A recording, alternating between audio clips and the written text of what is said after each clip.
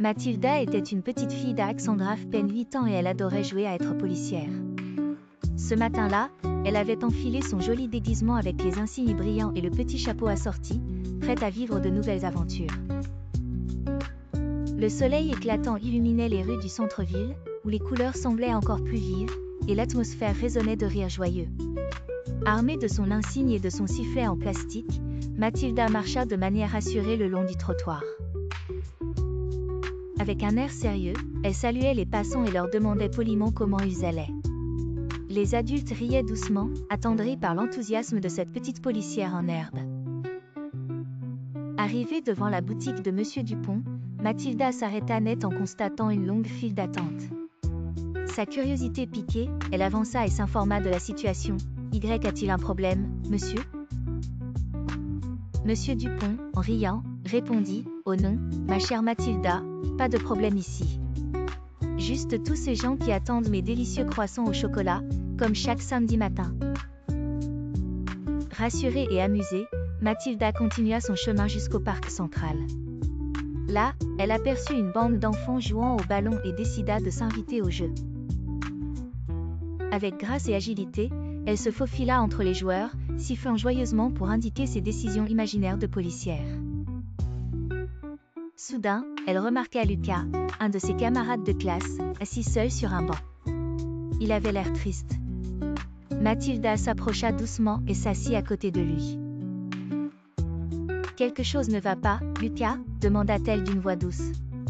Lucas leva la tête, surpris mais touché par l'attention. « Oh, c'est ma tortue, elle a disparu de son aquarium et je n'arrive pas à la retrouver, » expliqua-t-il, ses yeux embués de larmes. Mathilda, avec un sérieux nouveau, lui dit « Ne t'inquiète pas, Lucas. Ta tortue ne doit pas être bien loin. Je vais t'aider à la chercher. » Avec Lucas, Mathilda fouilla le parc, regardant sous les bancs et parmi les buissons. Son esprit inventif l'aida à imaginer des indices fictifs qui pourraient mener à la petite fuyarde. Finalement, nichés au pied d'une statue, ils retrouvèrent la tortue en train de faire une sieste. Lucas était ravi. « Merci, Mathilda, tu es la meilleure policière », s'exclama-t-il avec émerveillement. Heureuse d'avoir pu aider son amie, Mathilda reprit son rôle de gardienne des lieux, veillant à ce que tout le monde soit heureux et en sécurité.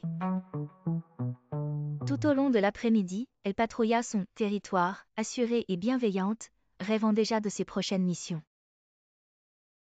Ainsi, dans cet après-midi lumineux, la petite Mathilda en costume de policière avait illuminé le centre-ville de sa gentillesse, prouvant qu'on n'est jamais trop jeune pour faire régner le bonheur autour de soi. Dans un petit village en bois niché au cœur d'une vallée verdoyante, un mystérieux four à pain diffusait une délicieuse odeur qui flottait jusqu'aux collines environnantes. Madame Louise, la célèbre boulangère du village, s'affairait avec ses ustensiles dorés, confectionnant avec amour ses célèbres gâteaux. Aujourd'hui, elle entreprenait de créer un petit bonhomme de pain d'épices, destiné à charmer petits et grands. Mais quelque chose d'extraordinaire allait se produire.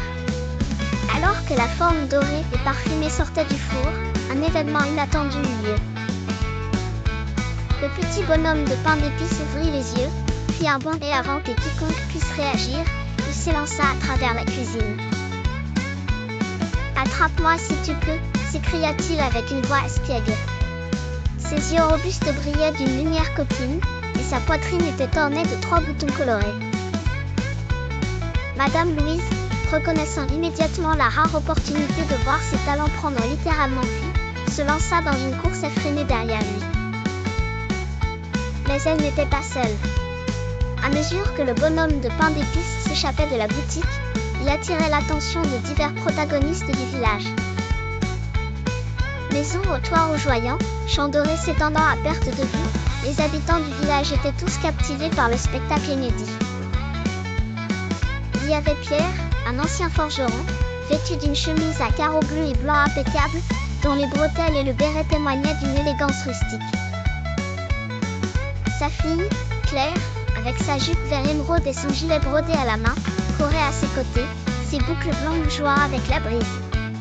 Tous deux, amusés par ce spectacle, participaient joyeusement à la poursuite. compagnie s'agrandit encore avec l'arrivée de Monsieur Dupont, érudit du village, vêtu d'un manteau en laine finement taillé qui traçait un chemin élégant sur le sol. Avec son sens de l'histoire, il voyait déjà le potentiel de cette aventure unique et tenait à y participer. Le bonhomme de pain d'épices menait la danse, filant entre les ruelles de pierre, sautant par-dessus les petites rivières scintillantes et naviguant à travers les foules comme un poisson dans l'eau. Son parcours croisa celui de plusieurs animaux du village. Un chat noir au pelage soyeux et un chien espiègle au collier rouge décidèrent de jouer également à la poursuite. Finalement, le bonhomme de pain d'épices atteignit le bout du village, là où les bois s'étalèrent un espace émeraude. Mais à ce moment précis, au sommet d'une colline voisine, une renarde astucieuse, au pelage roux et aux yeux malins, l'attendait discrètement. « Grimpe sur mon dos, petit bonhomme, et je te porterai à travers la rivière, » proposa-t-elle avec un clin d'œil complice. Mais le petit bonhomme, rusé et méfiant malgré sa taille, sourit et déclina poliment l'offre de la renarde. « La liberté me suffit à voyager seul, » répondit-il avant de s'élancer vers de nouveaux horizons, laissant derrière lui une traînée de parfums sucrés. Ainsi, le bonhomme de pain d'épices disparut dans la forêt, devenu une légende vivante pour les habitants du village, qui se demanderaient pendant longtemps comment une création pâtissière avait réussi à insuffler tant de joie et de mystère dans leur quotidien. Et dans la boulangerie de Madame Louise, le vieux four continuait de cuire en silence, attendant peut-être le jour où un autre miracle pourrait advenir. Il était une fois, dans le village pittoresque de Boisvelours, niché au cœur d'une vallée verdoyante, deux jumeaux inséparables, Hugo et Cléo. Dès leur plus jeune âge, ils partageaient une curiosité insatiable pour les mystères et légendes qui entouraient leur paisible village. Le village de Boisvelours, célèbre pour ses coquelicots rouges vifs et ses forêts tapissées de brume matinale, était le lieu de prédilection des rêveurs et des aventuriers. Un jour, alors qu'ils s'aventuraient plus loin que jamais dans la forêt mystique qui bordait leur maison, Hugo et Cléo découvrirent une clairière secrète. En son centre se trouvait un ancien coffre de bois, orné de gravures énigmatiques et de symboles mystérieux. Après un regard complice, ils parvinrent à ouvrir le coffre, poussiéreux mais étrangement intact. À l'intérieur, soigneusement posée sur un lit de velours fané, se tenait une baguette magique étincelante. En l'observant de plus près, une lumière douce et apaisante semblait rayonner de l'objet, illuminant leurs visages émerveillés. Soudain, une question tourbillonna dans leurs esprits. Quel secret cette baguette renfermait-elle, et surtout, pourquoi était-elle cachée ici dans cette forêt oubliée? Leur cœur battant à tout rompre, les jumeaux décidèrent de retourner au village pour consulter le sage du village, Maître Sylvestre, renommé pour ses connaissances sur l'étrange et l'inexplicable. Il leur révéla que la baguette appartenait à un puissant enchanteur qui avait autrefois protégé le village de forces mystérieuses. Avec cette révélation, Hugo et Cléo comprenaient maintenant que leur découverte n'était pas un simple hasard, mais peut-être un appel du destin. La forêt de Boisvelours n'avait pas encore livré tous ses secrets, et les jumeaux, désormais emplis d'une mission, se promit de découvrir la véritable étendue des pouvoirs de la baguette magique. Cependant, ils n'étaient pas les seuls intéressés. Tapis dans l'ombre, une silhouette scrutait leur retour dans la vallée, les yeux fixés avec une avidité glaciale sur la baguette retrouvée. Le calme village allait bientôt devenir la scène d'aventures inouïes, et les jumeaux devraient être plus unis que jamais pour affronter les mystères à venir. Dans une forêt magique où le ciel était toujours peint aux couleurs de l'aube et les rivières scintillaient d'or liquide, vivait un groupe d'animaux extraordinaires. Parmi eux, il y avait un lion majestueux à la crinière d'un bleu électrique nommé Léo, qui portait une cape en velours pourpre. Ses amis incluaient une girafe élégante et gracieuse, Gigi, dont la peau était parsemée de rubis et de saphirs brillants. Elle arborait un chapeau de paille délicat orné de fleurs chatoyantes qui changeaient de couleur avec le vent. Il y avait aussi Tiggy l'éléphant aux oreilles gigantesques couleur arc-en-ciel, et Faro le renard au pelage d'argent, dont la queue étincelait de petites étoiles luminescentes. Un matin, une rumeur magique circula dans la forêt.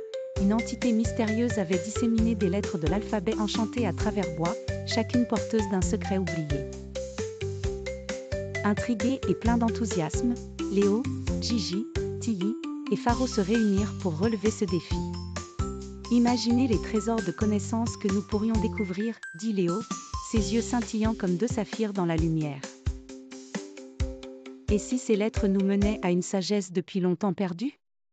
Muni de curiosité et d'une carte ancienne trouvée sous l'arbre de vie, un arbre gigantesque dont les racines formaient des sentiers mystérieux à travers la forêt, nos héros partirent à l'aventure. La première lettre qu'ils trouvèrent était un affaire de feuilles dorées près d'un ruisseau chantant. « Ah, comme amitié !» murmura Gigi en souriant à ses compagnons.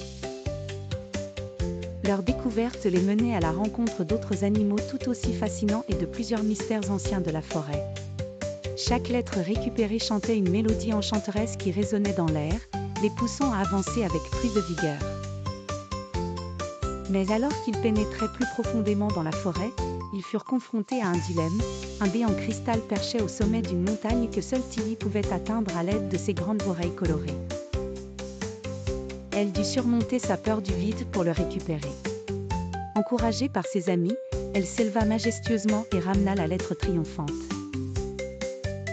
Chaque défi auquel ils faisaient face exigeait qu'ils usent de leur intelligence, de leur force et surtout de l'unité qui les liait. Ensemble, ils découvrirent des secrets sur eux-mêmes et sur l'amitié qui transformèrent leur cœur. Lorsque l'ultime lettre fut rassemblée, elle forma un mot magique qui réveilla l'esprit protecteur de la forêt. Il apparut devant eux en un éclat de lumière émeraude, et le paysage autour d'eux sembla vivifié et renouvelé par sa présence bienveillante. « Merci, mes chers amis, dit l'esprit en étendant ses bras de lumière au-dessus d'eux. Vous avez ravivé la force de l'alphabet, et en cela, redonné à la forêt son souffle vivant. » Ravis de leur quête accomplie, Léo, Gigi, Tilly et Faro retournèrent vers leur foyer, les cœurs débordants de fierté et d'émerveillement, liés plus que jamais par l'aventure extraordinaire qu'ils venaient de vivre. Dans une petite ville nichée au cœur des montagnes, Emma et Lucas, âgés respectivement de 7 et 8 ans, partageaient une histoire d'amitié profondément forgée par le chagrin. Après avoir perdu leurs parents dans un tragique accident de voiture, tous deux furent accueillis dans un centre d'hébergement. Là, parmi d'autres enfants, ils trouvaient quelques rares moments de réconfort, mais également la rude réalité de la vie. Les taquineries cruelles des autres résidents étaient autant d'épreuves à surmonter. Emma et Lucas faisaient face à cette adversité avec une force insoupçonnée. Un jour, alors que le soleil matinait les chambres d'une lumière dorée, ils entendirent une voix douce et chaleureuse qui les appela depuis le couloir. C'était Madame Dupuis, une femme aux cheveux argentés et aux yeux d'un bleu azur profond comme l'océan. Elle leur expliqua qu'une famille, la famille de la cour, avait entendu parler d'eux et souhaitait les rencontrer. La maison des Delacour était nichée au milieu de collines verdoyantes, entourée de jardins fleuris où des papillons multicolores dansaient. Dès leur arrivée, Emma et Lucas furent accueillis par un couple rayonnant, Amélie et Paul, qui les serrèrent dans leurs bras avec une tendresse inouïe. Ils leur montrèrent leur future chambre, décorée avec soin, et les déposèrent dans un salon. Très vite, Emma s'éprit de la salle de lecture, une pièce lumineuse aux étagères remplissant chaque recoin de livres colorés, tandis que Lucas, lui, passait des heures à jouer dans le grand jardin. Les Delacour n'étaient pas seulement des parents adoptifs. Ils excellent à dessiner un quotidien fait de rires spontanés, de jeux ininterrompus et de promenades ensorcelantes sous les étoiles. Emma et Lucas retrouvèrent peu à peu la joie et la quiétude qui leur manquaient tant. Un jour, alors que le crépuscule peignait le ciel de nuances pourpres, Paul s'agenouilla devant les enfants.